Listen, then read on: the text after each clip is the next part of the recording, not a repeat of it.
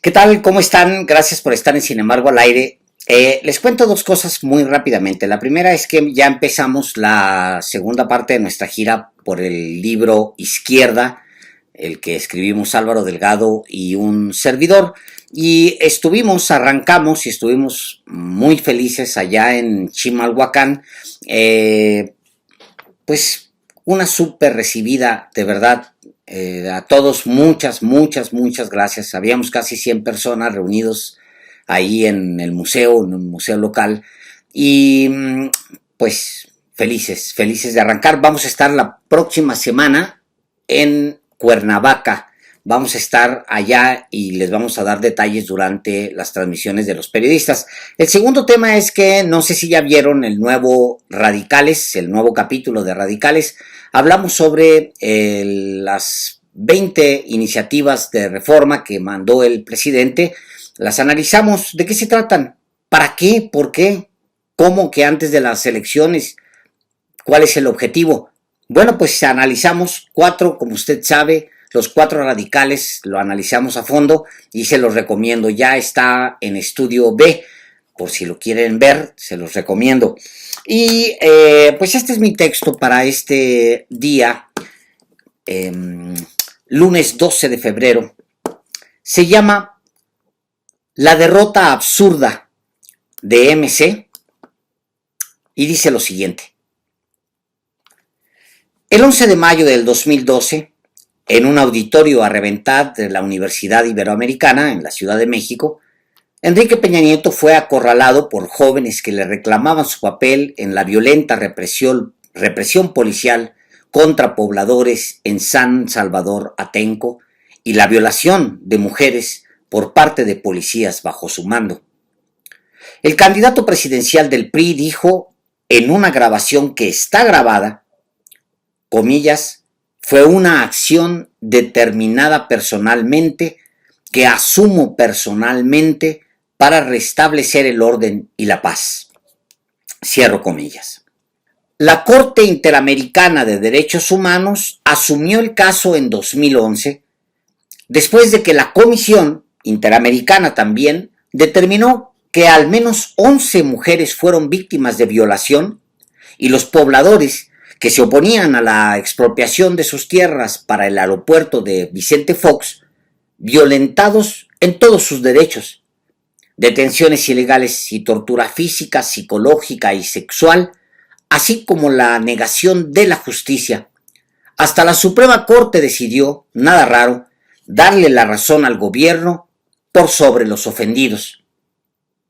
El caso Atenco sigue en la Corte Internacional hasta hoy. La declaración de culpabilidad ya está. Quien dio la orden fue Peña. Él mismo lo dijo. Y aunque ha pasado tiempo y nadie piensa en eso, el expresidente podría ser llevado a un juicio que muy probablemente perderá. Poco después de aquella protesta, Arturo Escobar y Vega, parte de la dirección nacional del Partido Verde, culpó al ahora presidente. Abro comillas. La información que se nos da al final es que grupos cercanos a Andrés Manuel López Obrador, la tarde de ayer, estuvieron promoviendo y organizando a estos jóvenes para que provocaran al candidato Peña. Dijo, a Escobar y Vega se le entregó la subsecretaría de Gobernación por ese y otros favores. Ahora mismo es aliado de Morena. Aparece junto a sus candidatos. La protesta de la Ibero fue un parteaguas. Yo digo que ahí, prematuramente, empezó el fin del sexenio de Peña, que fue, al final, el principio del fin para el PRI. Los jóvenes protagonizaron en los meses siguientes lo que se conoció como la Primavera Mexicana, una protesta encabezada por un movimiento estudiantil de muchos rostros llamado Yo Soy 132, que reclamaba su espacio en la vida pública y exhibía la corrupción de la otrora poderosa prensa mexicana. Pero no todos los jóvenes participaron en aquella primavera, ni todos denunciaron a la mafia, a medios intelectuales, académicos, políticos, empresarios que tenía secuestrado al país. El joven priista Jorge Álvarez Maínez, por ejemplo, Tenía entonces 26 años, como la edad promedio de los que se habían levantado a luchar por sus libertades. Ese joven no usó su voz. A Álvarez Maínez siempre le va bien. El PRD lo hizo regidor en Zacatecas de 2004 a 2007, mientras el gobierno de Peña asaltaba a la población de Atenco. Y luego, cuando los jóvenes levantaban la voz en todo el país contra el PRI y contra la prensa al servicio de los poderes de facto, Álvarez Maínez ya se había cambiado de partido. Era diputado priista de 2010 a 2013. Nunca protestó, claro. Él era parte del sistema por el que los estudiantes se habían levantado, y era un priista activo y en marcha. Su gallo para las elecciones presidenciales del 2012 fue Manlio Fabio Beltrones y se lamentó que no llegara. Abro comillas. Pensar que si Manlio fuera presidente, escribió en febrero del 2012, habríamos tenido la luz de @de Valadez. Cierro comillas. Alababa a Diego Valadez Ríos, procurador general de la República y luego ministro de la Suprema Corte de Justicia de la Nación, para ambos cargos por nominación de Carlos Salinas de Gortari. Alababa también a Manlio Fabio Beltrones. En los folletos que Movimiento Ciudadano reparte, la biografía de Álvarez Maínez es difusa y deshonesta. No aparecen sus relaciones pasadas con PRD, PRI, Verde y PANAL, donde militó, por los que compitió y obtuvo puestos públicos. Él mismo apenas da luz sobre su vida pública. Solo cuando tiene que explicarse y solo porque existe la posibilidad de hablar bien de sí mismo. Obvio, para hacer lo nuevo, entre comillas, como pregona la propaganda de ese partido político, el candidato presidencial se hizo demasiado viejo, muy pronto. Él es un político prematuramente viejo. De hecho, opciones de lucha tuvo, pero no las tomó. Mientras los estudiantes y los jóvenes de su edad protestaban contra el régimen, él se codeaba con lo más viejo del régimen. El joven Jorge fue un viejo por convicción. Más adelante fue parte del equipo político de Enrique Alfaro y Clemente Castañeda en Jalisco. Luego, historia conocida, le dio la espalda al grupo político tapatío para abrazarse a otro, más mañoso y con más dinero, el de Samuel García, un bobo viral, un frívolo enamorado del poder, otro que dejó ir su juventud sin abrazar causa alguna. Por eso se entienden las inclinaciones de Álvarez Maínez por los palcos y la cerveza de mediodía. Eso es, quizás, lo que buscaba. Pues muchas felicidades. Abro comillas. Creo que los políticos, sobre todo, son presas de sus ambiciones, de sus deseos y de sus planes. Las expectativas acaban gobernándote, cierro comillas, dijo a María Scherer en 2019 durante una entrevista. Lo decía por conveniencia, porque había aspirado a ser dirigente de MC y perdió. Pero cuánta razón tenía, y él es el mejor ejemplo de ello. Un poco más tarde, para entenderlo, Jorge Álvarez Maínez debió voltear hacia ese otro que es él mismo, hace 10, 15 años, presa de sus propias ambiciones y abrazado de lo peor de la política por deseos y planes que acabaron gobernándolo. Después de todo, Álvarez Maínez no es tan importante. No ha podido decir una sola cosa sobre el país que supuestamente aspira a gobernar. Ni una idea siquiera. Cero. Está más vinculado a las cervezas y a las propuestas de nación. Cero. Y hace lo que hacen muy bien en el PRIAN. Si no es entrevista a modo, ni tomarla. paga su propia ambigüedad, así como maneja su biografía, que es, sin más, hipócrita. Así se ha colocado, como un acomodaticio sin identidad, alguien que quisieras hablar de él, pero no tienes datos ni siquiera para hacerlo. Aún así, no pierde tiempo. Ya sumó al menos 3 escándalos en semanas. Su destape con caguamitas en la mesa, su borrachera en un palco que nadie sabe quién paga y con qué dinero, ambos eventos con Samuel García, y el utilizar una agencia, Badaboom, para que las plataformas borraran los videos en las cuentas de personas y medios que fueron críticos con él por sus momentos de alcohol y de euforia. Sin embargo, como digo, no importa Álvarez Maínez. Lo que sí importa es lo que sucede en Movimiento Ciudadano, con síndrome de perro de basurero.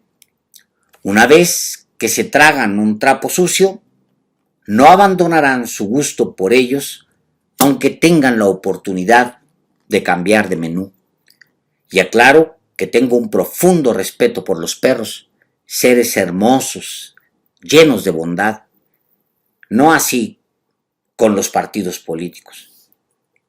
Vean a MC, lleno de calderonistas y recorriendo basureros para rescatar más.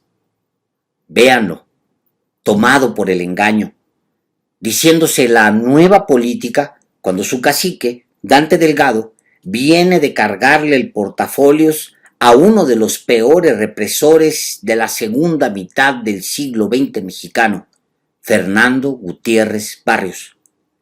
Y vean más, recluta a Patricia Mercado para decirse feminista y al mismo tiempo se abraza de Roberto Palazuelos, símbolo de la violencia machista.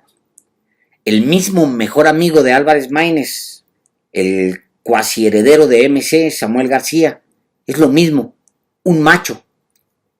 Comillas, estás enseñando mucha pierna, cierro comillas, le dijo a su esposa Mariana Rodríguez Cantú en 2020.